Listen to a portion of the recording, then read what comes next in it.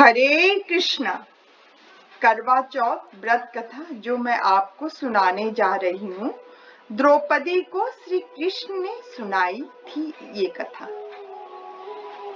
एक बार अर्जुन नीलगिरी पर तपस्या करने गए। द्रौपदी ने सोचा कि यहाँ हर समय अनेक प्रकार की विघ्न बाधाएं आती रहती है।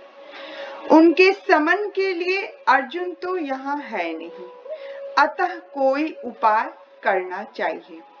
यह सोचकर उन्होंने भगवान श्री कृष्ण का ध्यान किया। भगवान वहां उपस्थित हुए तो द्रौपदी ने अपने कष्टों के निवारण हेतु कोई उपाय बताने को कहा।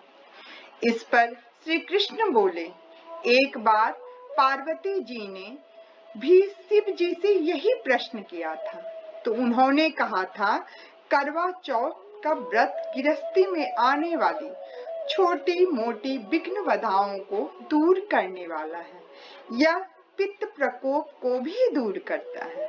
फिर श्री कृष्ण ने द्रौपदी को एक कथा सुनाई। प्राचीन काल में एक धर्मपरायण ब्राह्मण के 7 पुत्र तथा एक पुत्री थी। बड़ी होने पर पुत्री का विवाह कर दिया गया। कार्तिक की चतुर्थी को कन्या ने करवा चौथ का व्रत रखा। 7 भाइयों की लाडली बहन को चंद्र उदय से पहले ही भूख सताने लगी। उसका फूल सा चेहरा मुरझा गया। भाइयों के लिए बहन की यह वेदना असहनीय थी, अतः वे कुछ उपाय सोचने लगे। उन्होंने बहन से चंद्र उदय से पहले ही भोजन करने को कहा, पर बहन ना मानी। तब भाइयों ने स्नेहवश पीपल के वृक्ष की आड़ में प्रकाश करके कहा, देखो चंद्र उदय हो गया, उठो अर्घ्य देकर भोजन करो। बहन उठी और चंद्रमा को अर्घ्य देकर भोजन कर लिया। भोजन करते ही उसका पति मर गया।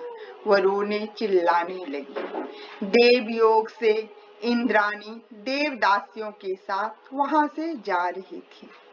रोने की आवाज सुन वे वहां गई और उससे रोने का कारण पूछा। ब्राह्मण कन्या ने सब हाल कह सुनाया। तब इंद्राणी ने कहा, तुमने करवा चौथ के व्रत में चंद्र उदय से पूर्व ही अन्न जल ग्रहण कर लिया, इसी से तुम्हारे पति की मृत्यु हुई है। अब यदि तुम मृत पति की सेवा करते हुए 12 महीनों तक प्रत्येक चौथ को यथाविधि व्रत करो, फिर करवा चौथ को विधिवत गौरी, शिव, गणेश, कार्तिकेय सहित चंद्रमा का पूजन करो और चंद्र उदय के बाद अर्घ्य देकर अन्न जल ग्रहण करो, तो तुम्हारे पति अवश्य जीवित हो उठेंगे। ब्राह्मण कन्या ने अगले वर्ष 12 माह की चौथ सहित विधि पूर्वक करवा चौथ का व्रत किया। व्रत के प्रभाव से उनका मृत पति जीवित हो गया। इस पर यह कथा कहकर श्री कृष्ण द्रौपदी से बोले, यदि तुम भी श्रद्धा एवं विधि पूर्वक से इस व्रत को करो तो तुम्हारे सारे दुख दूर हो जाएंगे और सुख सौभाग्य धन्य धान में वृद्धि होगी। फिर द्रौपदी ने श्री कृष्ण के कथना अनुसार करवा चौथ का व्रत रखा।